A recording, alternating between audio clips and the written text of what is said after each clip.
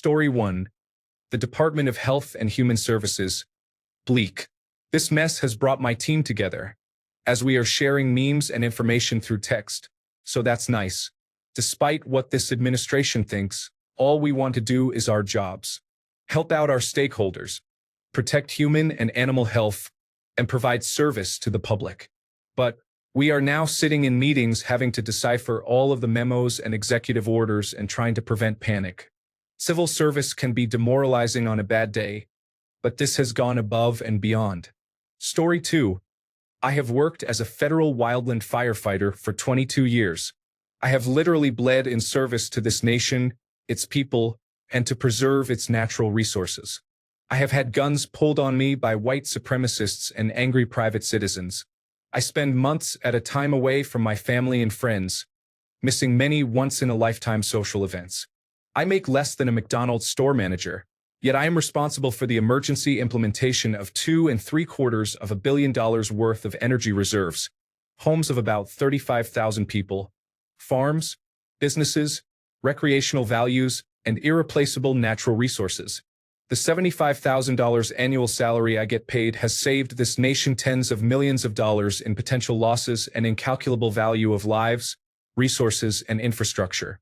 I have pulled dead children from car wrecks, decomposed meth addicts from trailer homes, homeless men from dumpsters, and buried dozens of pets before their owners could see their charred remains. I have delivered 2 babies, saved a bus full of tourists from freezing to death in the Sierra Nevada mountains, and changed the flat tires of many stranded motorists. There are probably more than 40 people who are alive and contributing to society today because of the actions of my coworkers and me. America elected Donald Trump after he said federal workers are a threat to their financial freedoms. Now he demands that I achieve a higher level of performance to keep this job. I will also have to prove that I will be more loyal to him over the United States Constitution. So, I'm going to drive a garbage truck, make 6 figures, listen to my backlog of audiobooks, and be home every night with my family. Someone else can take over all that mentioned above. I might as well own it. That's how I feel. This is blowing up, and I've had a chance to cool down from yesterday's events. The hell with the garbage truck. I'm going down swinging. They're going to have to fire me, and I'm going to make them look me in the eye when they do. Thank you all for your gratitude and support, and I apologize to you if you're a Trump voter. Everybody's voice deserves to be heard, even if I don't agree with it. But I'm not quitting either. Voice, raising awareness, and discord will only get you so far. Now is the time for actions. Story 3. Despair. It is disheartening to work hard and meet all your performance goals, yet have those you work for convinced, with no evidence, that you are lazy. They have openly admitted to wanting to make us so miserable we quit, and it feels like every day there is a new idea to punish us. I am having a hard time imagining living through the next 4 years of this, and I am seriously depressed about it. I know someone might say, why don't you just quit? The problem is, I actually love what I do and the small team I work with. It feels like a hostile takeover, and I am in a highly specialized field that is not going to be able to absorb the number of workers who will be looking for a job after all this. Story 4. Angry and very compelled to stay at my post, uphold my oath of office, and resist the new administration. They are not forcing me out without a fight. Story 5. Air traffic controller here. We've been understaffed and underpaid for years. No hope of higher pay until 2029 at the earliest now. Can't do anything about it even though we have a union and 5% of the gross domestic product flies through the skies every single day. What should be a good, upper-middle-class job that you'd never dream of leaving is instead lower-middle-class and nearly impossible to work around thanks to the schedule.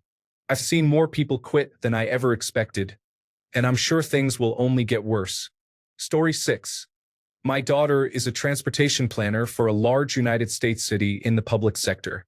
Staff has been informed that without grants from the federal government, continued funding will cover them for 90 days. Taxpayer-funded and approved, all infrastructure contracts already in progress will not be paid if these grants are not transferred from the federal government. Public planning agencies, contractors, and tradespeople will not have paid positions. Bridges, roads, and green spaces will suffer. Legitimate lawsuits will prevail. This president is not a king. I pray the checks and balances will obstruct this insanity. Story 7. I'm in the Air Force and things seem to be changing every day. Whatever, it's par for the course in the military. What isn't typical is how polarizing this has been on my social media. I've made a lot of friends over the years. Half are like me and struggling with the thought of staying in, while the other half are posting enthusiastic messages about being back on Facebook. I've left many of the more negative Air Force-related Facebook pages recently. Story 8. Social Security Administration. We have been under a hiring freeze since October due to the continuing resolution. We are so understaffed. They think we can do the same amount or more with even fewer employees. What a joke. We have had people complaining for years about how long everything takes with the Social Security Administration, and it is about to get so much worse. I am looking into a few certifications to make myself marketable in the event I am let go. I do not see this ending well, but I am not leaving voluntarily. Story 9. It's pretty grim. Most of the stuff is illegal, but no one knows what that means now. A new email was set up to communicate directly to federal workers. Today, there was one asking everyone to quit, not a buyout in any way. They are obviously written by someone with no experience in the government or how the budget works. The return to office is going to cost taxpayers millions or billions. Less than 50% of federal workers are even eligible for telework. And the federal civilian workforce, some 2 million Americans, is only 4.3% of the budget. That will go up. The idea isn't to save money. It is to destroy the federal workforce and checks and balances. If you go to the subreddit for federal news, you'll see how people really feel. Story 10. I know it's not quite what you were asking, but I have a family member who works for the state in Maine, and much of what they do is community-focused and reliant on federal funds in small and large ways, with literal life on the line in many cases. From what I've gathered, no one really knows what's going on. They found out when we did. Everyone is worried, and they don't know what's going to happen, which is very scary. Whether you like or dislike Trump, this situation can be concerning without even delving into politics. This was not a bold and impressive move. It was reckless and short-sighted, and even forgiving those aspects, it was poorly worded to the point where no one understands what will happen and how soon. It objectively left a significant portion of our population, across all income brackets and socioeconomic backgrounds, in a state of confusion and panic. This level of recklessness shouldn't even be legal. It's akin to yelling bomb in an airport or fire in a theater, and then possibly providing the actual threat afterward. Imagining all the heating fuel assistance programs that are going to run out of money in the middle of winter in New England is terrifying. Many may have to just stop, not even wind down, depending on their buffer. Not to mention housing assistance and more. Our safety nets were already strained, not the best and challenging to get into, but burning them to the ground with a promise of improvement after the damage is done is psychopathic and lacks all empathy. Story 11. It's not good. Russ Vought, the head of the Office of Management and Budget and one of the people who has contributed heavily to many of the executive orders, was caught on camera a few months ago saying, "We want to put federal employees in trauma." Well, he has succeeded. I am a 14-year federal employee, and I am feeling pretty traumatized right now. Story 12. Department of Defense. Everything is business as usual for now because the military needs the support. I am in a very conservative office environment, and so far everyone seems just fine while I am secretly freaking out. Story 13. Super degrading. I've worked low-paying jobs my entire life. Through sweat equity and hard work, I finally got a well-paying job in the government I was proud of. A place where I could work hard, serve my country and its people, and finally climb a ladder to higher success. Now it feels like it's all being stripped away from me.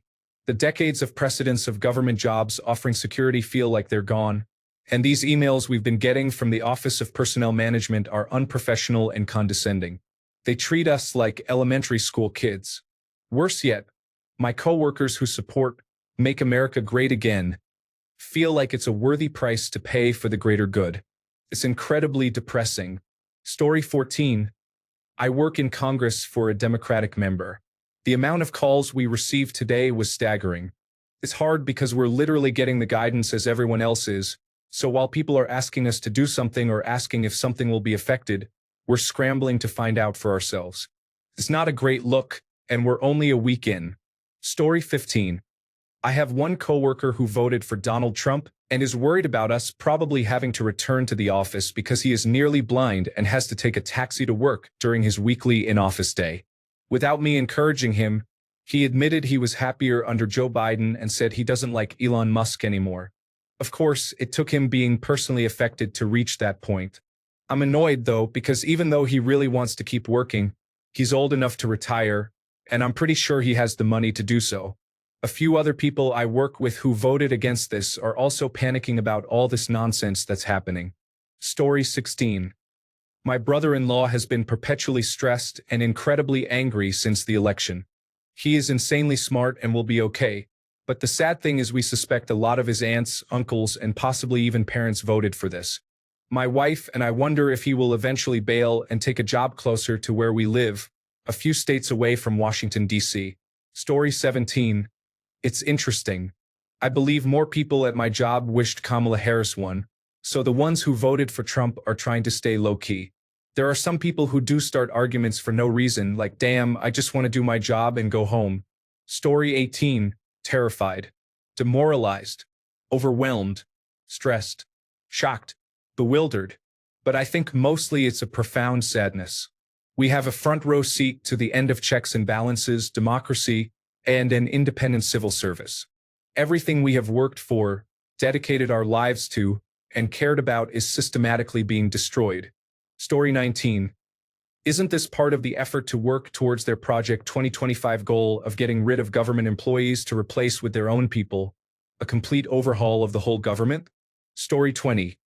Not sure if this makes me a bad person in this chaos, but I'm enjoying reading the comments of people saying their "Make America Great Again" coworkers and family are already regretting their choice.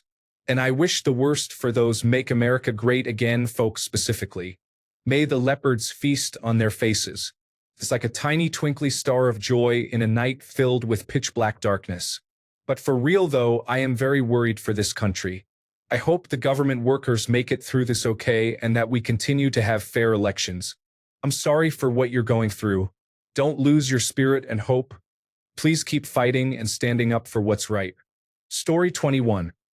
I'm not a federal worker, but I'm friends with a couple who both work for the Forest Service. They just bought a house this summer after saving for many years. They do valuable work, essential for the local tourism industry, but aren't paid that much, especially compared to many other jobs in this high cost of living rural area. They're very worried. Story 22. It's happening. That's the general vibe working in some environmental and climate areas. So just keep your head down and work. We serve the people of the United States and the Constitution, not the president. Story 23. It's worse on the inside than can even be expressed by the media. We have fully lost our democracy to Trump and the oligarchs. I do not expect an election in 2028, but instead a national emergency or other avenue to suspend the election. The Supreme Court, is on the take as well and will do nothing to stop the hostile takeover. Actions are being taken by non-governmental people and organizations on behalf of dear leader, and much is blatantly illegal. As a federal employee, we cannot speak up, speak out, or even exercise our First Amendment rights under this administration. Pledge loyalty or get out. Yes, that came to all of us federal employees this afternoon via email from the Office of Personnel Management. Although it's clear the messages were generated outside of the Office of Personnel Management. They don't even bother scrubbing the metadata from the files when they post them, so it's easy to confirm. Story 24. My husband works for the Federal Emergency Management Agency. Not only is it chaotic with the funding freeze, but Trump's threats to shut down the agency have us very stressed. Chicago, where the agency has an office downtown that he works at, is not a cheap city to live in and would be very difficult on just my salary. Story 25. Active duty military personnel in a medical clinic. We have had 2 incidents already of patients, other military members, directly making degrading or racist remarks to 2 civilian coworkers, one of whom is a medical provider, because no more diversity, equity, and inclusion. Another colleague, after hearing this, just said, We are going back to the way it was. The old army. Cannot wait to get out. Story 26. Honestly, reading through all of this and everyone's support is really nice. He learned from his failures in the first round. Morale is in the toilet. Everyone is freaking out and everyone is stressed way more than normal. It's a rough time. The hiring freeze also affects internal hires. So we can't fill positions, and any selections and promotions are on hold. We are suffocating. Story 27. The current mood in the United States federal government is probably somewhere between staring blankly at the ceiling and pretending the coffee pot is still full, as officials juggle endless crisis management and the next round of budget battles.